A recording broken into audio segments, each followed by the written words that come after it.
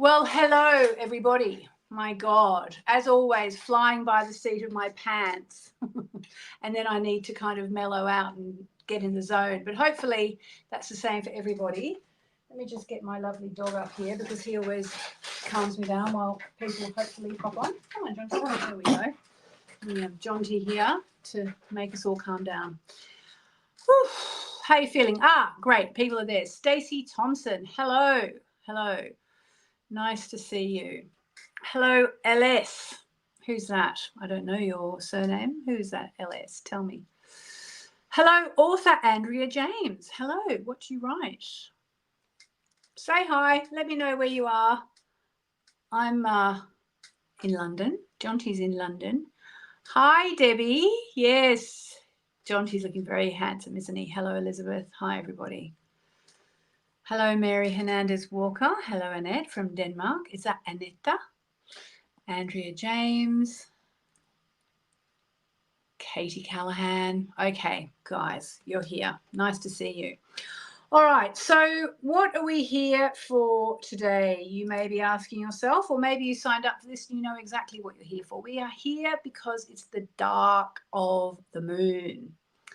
So basically, the dark moon is the period that comes just before the new moon. Okay, so we'll be getting the new moon tomorrow. And the dark moon is actually a time which I think more and more people are relating to, and I don't know why. I suspect it's something to do with the dark goddess.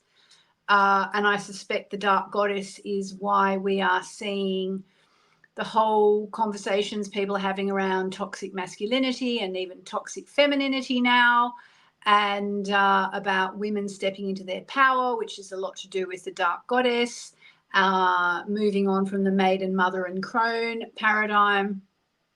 But long story short, the dark moon is the time for release. And I will just say that I've just actually finished my manuscript today for the 2026 Moonology diary. And in the intro, I've put an explanation about all the various moon phases, which I do in every diary. And of course, I don't have my, do I have my current one on the, yes, I do have this year's on the desk. There we go. Look at that. That's this year's. Next year's is completely different. It's all bright blue and orange flowers and crystals and so on. But what I did this year for the 2026 diary is when I did the moon phases, for the first time ever, I started with the dark moon.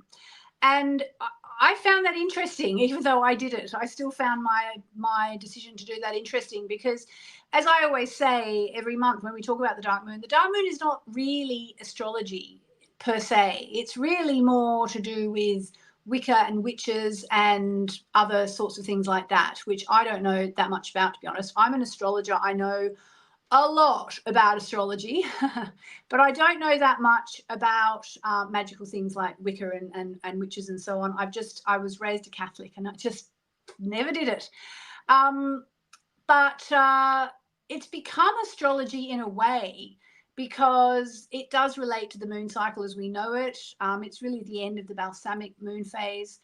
And in Moonology, what it's about a chance to clear out any mess, any rubbish, any crud before the new moon, which comes tomorrow, which is when we do our new moon manifesting. Okay, so I don't know about you, but I feel like I've got a lot of stuff to clear out. And I'll tell you one of the reasons why, if you feel like you've got a lot of stuff to clear out as well. It's because Pluto is back in Capricorn. Okay, so Pluto has been in Capricorn on and off, mostly on, hardly ever off, since 2008. And that has meant that wherever in your chart Capricorn is, and we all have Capricorn in our chart somewhere, believe me when I tell you that, it's just the way astrology works. We all have all 12 signs in our chart. Wherever you have Capricorn in your chart is where you have a last chance for a clear out. And in fact, after I've finished up doing our little dark moon ceremony here together, I'll be going to my mainly Moonology membership if you're in that, and we'll be talking about Pluto's last sweep through Capricorn and what that means. Essentially, in a nutshell, I'm going to talk about for a good 45 minutes or an hour, but in a nutshell, it's about the fact of clearing up the energetic debris since 2008. Now, I'm not the best at maths, but I'm pretty sure that's about 16 years. So, you know, think about what's been going on in your life since 2008, but especially think about any dramas that have happened, especially in the last, you know, 2, 3, 4 years, maybe just before the pandemic, during the pandemic.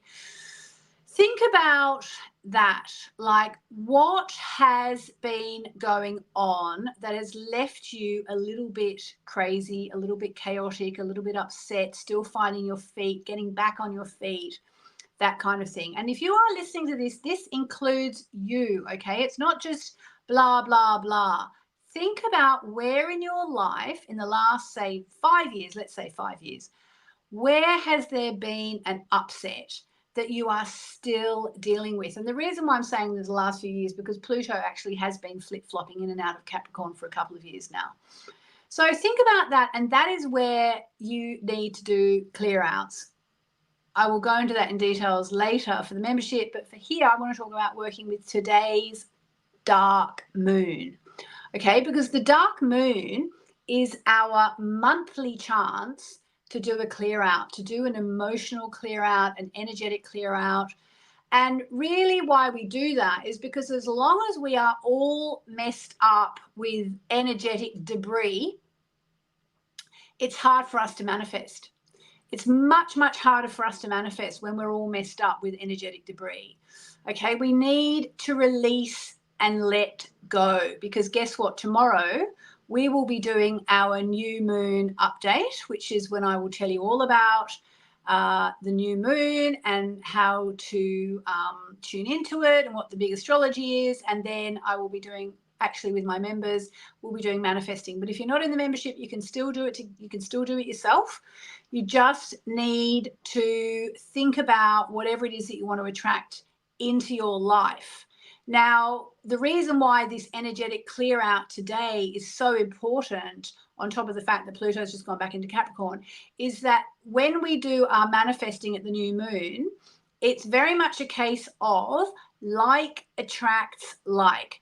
So if you are all gunged up, I don't know, filled up to the top with gunked up with energetic debris, guess what? The law of attraction states that like attracts like, and you will just attract more of the same, okay? It's very hard to be a really powerful manifestor unless you do the full moon work and the dark moon work, which are both about releasing. I'm not sure if I finished that thought I was going with about today when I did my writing about the lunar phases. I think I went off track and I didn't finish that thought. Let me finish it now.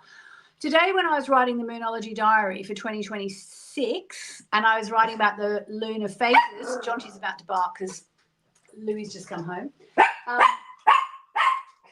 We'll let him bark. Sorry about that. For the first time ever, I put the dark moon at the start of the list, so to speak. In the past, what I've always done is I've gone new moon, you know, quarter moon, full moon, last quarter moon, and then the dark moon. But today, when I wrote it, I decided to start with the dark moon. And the reason why I found that interesting, even though I did it, was because it really shows me that in so many ways, even though the new moon is sort of officially the start of the new astrological cycle, in so many ways where we are right now in the dark moon is actually make or break time for what's going to happen in the dark moon. In the rest of the cycle, in the new moon and all the way around for the next month. What I'm trying to say is that if we don't do our dark moon work, it's hard to get our new moon wishes to work.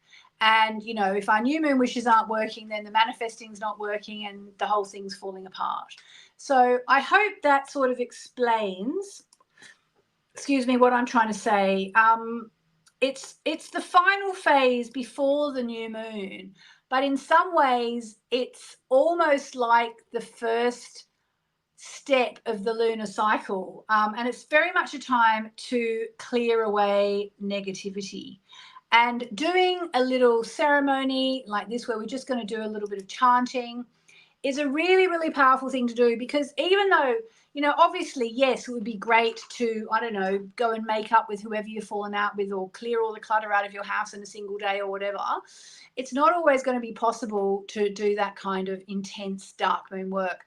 So what we do is we set the intention to release. I'm going to do it now. I hope you're going to do it now. We're all going to do it together. So we're going to set the intention to release, and then we're going to chant. And the goddess I always chant to at the dark moon, or nearly always, is Kali, Kali.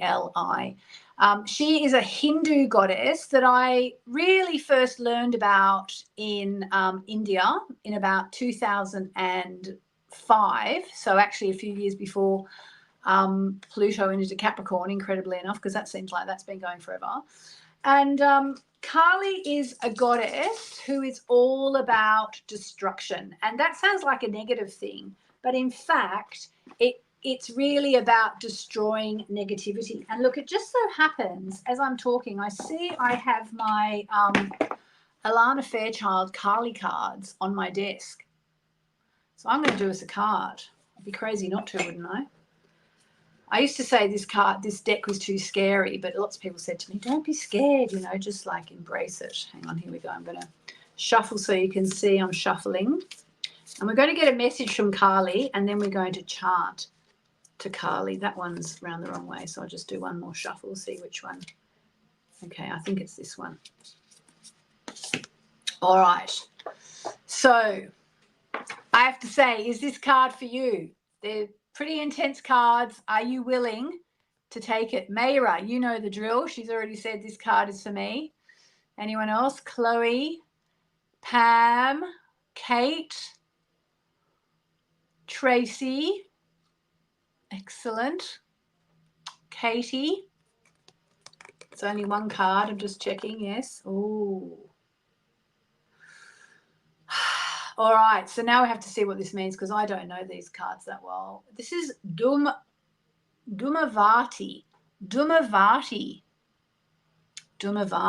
Let's see what Dhumavati Kali. So basically she's just written about lots of what they call the faces of Kali. So this is Dhumavati. So before I read it, put if this card is for me in the comments, but also remember that this is about our clearing out. So what do we need to know for our dark moon clearing ahead of the new moon tomorrow? All right. Are you ready? It's kind of intense. This deck is intense. So I'll just pick the picture up here. All right. Beloved mother who dwells in the smoke. That's Kali there as the mother who dwells in the smoke. Who presides over the most difficult transitions.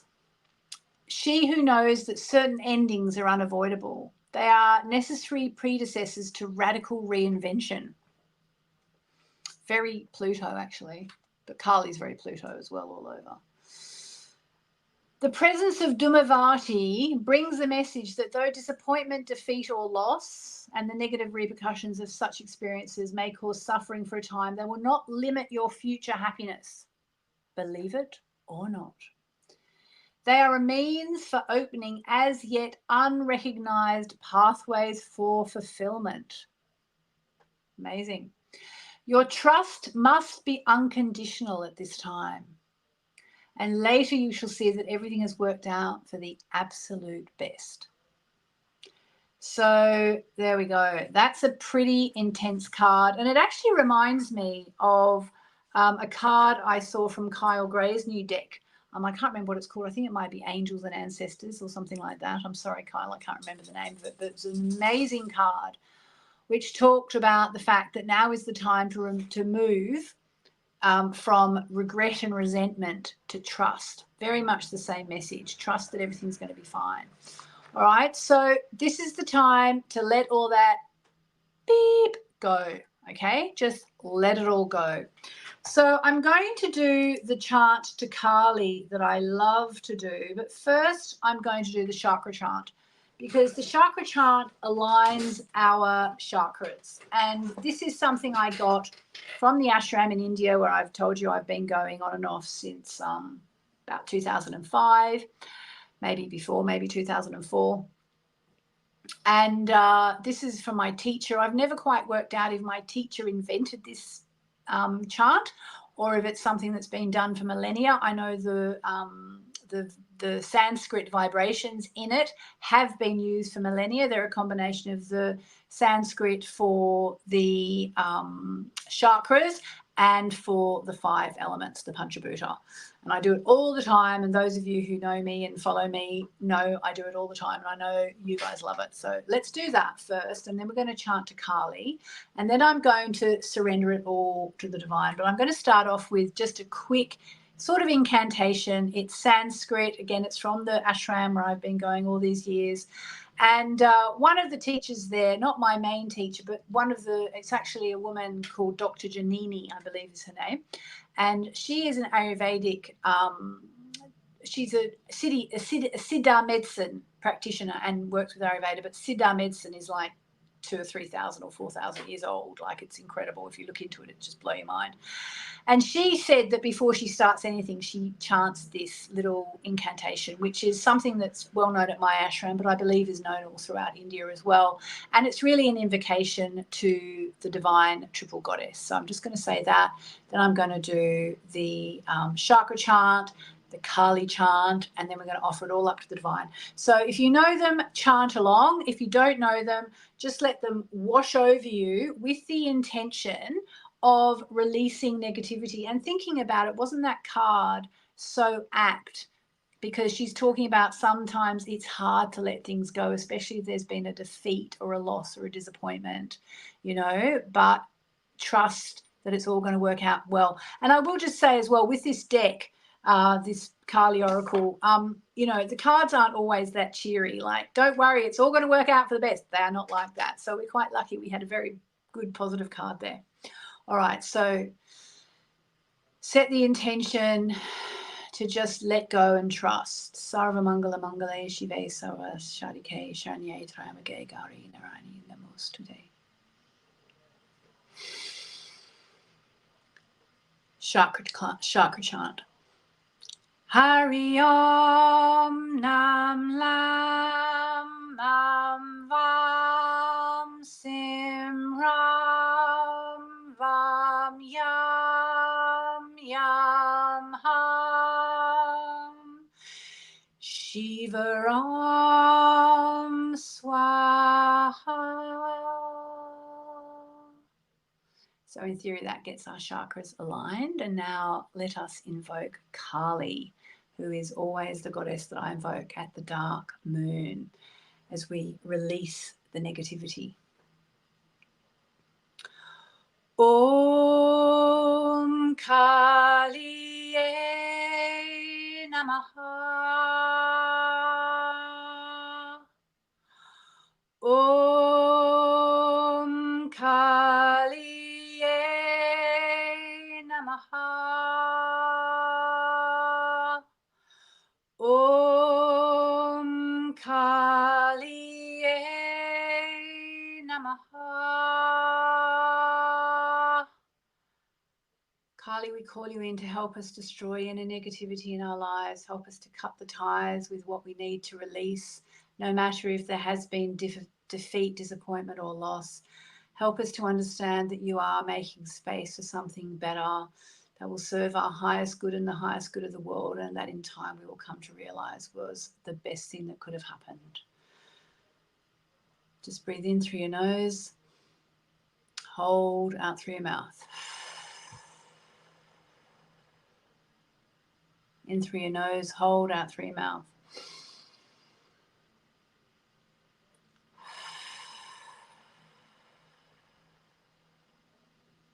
One more time.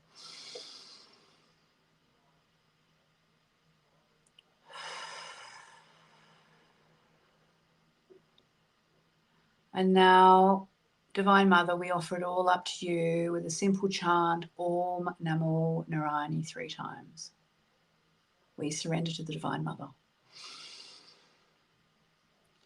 Om Namo Narayani.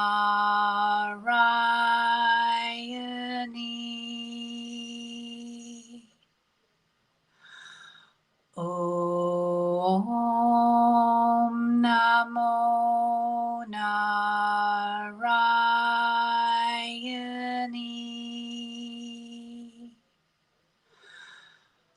Om Namo Narayani.